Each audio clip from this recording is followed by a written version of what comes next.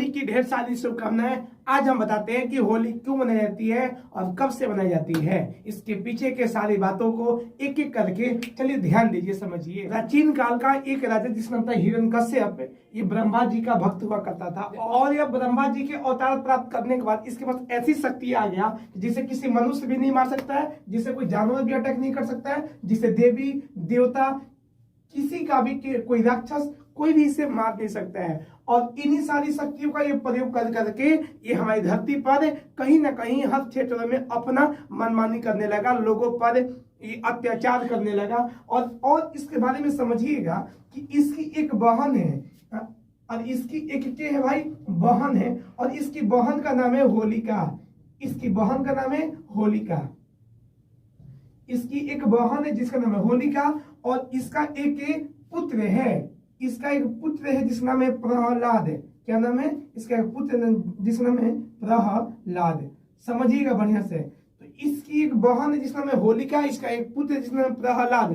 अब प्रहलाद और होलिका के बारे में बस समझिएगा। अब होता क्या है कि जो बहन है ना, इसे भगवान शिव की शक्ति प्राप्त था, वरदान प्राप्त था। भगवान शिव का वरदान प्राप्त था कि इसे कोई जला नहीं सकता है। इसके पास एक ऐसे वस्त्र थे जिसे कोई जला नहीं सकता था, ठीक है ना। और यहाँ पे देखना, इसका जो पुत्र था उसका नाम था प्रहलाद। लेकिन एक घटना क्या होता है कि पहला की इसको शक्ति किसने दी? ब्रह्मा जी ने शक्ति दे दी है। और इसका पुत्र का नाम है प्रहलाद।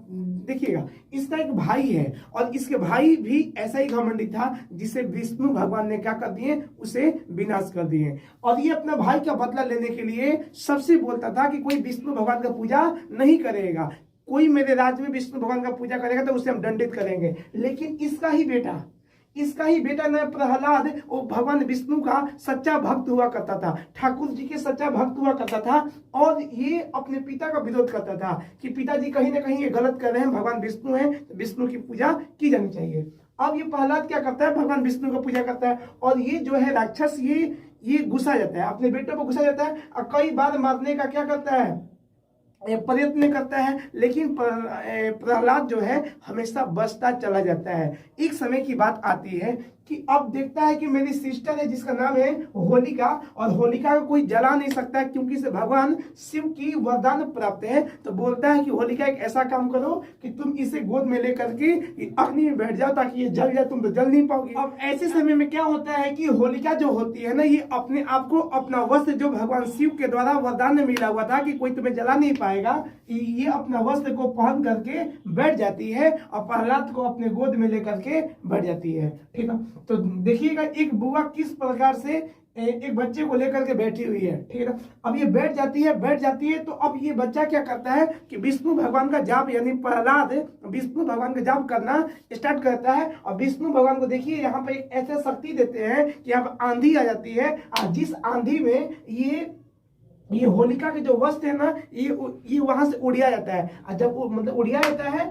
तो ये वस्त्र आकर के इसमें गिर जाता है और ये बच गया। और ये जिसको वरदान प्राप्त ना, ये वहां पर होलिका जल गई। तब से हम लोग होलिका दहन मनाने लगे। इसके सुबह में ही लोगों ने धूमधाम से देखे कि यहाँ पर बुराई का हार हुआ और सच्चाई की जीत हुआ, ठीक है। बुराई का हार हुआ, सच्चाई का जीत हुआ। तब से हम लोग रंग उत्सव, नाच गान इत्यादि चीज मनाना, रंग अबीर, खुशियां, मिठाई खिलाना इत्यादि स्टार्ट करते हैं, जिससे हम क्या कहते हैं? होली कहते हैं। तो आप लोग समझ गए होंगे। अगर ये होली का, ये त्योहार का जो भी चीज आपको समझ में आया होगा, इसे लाइक और कमेंट और शेयर करते रहें।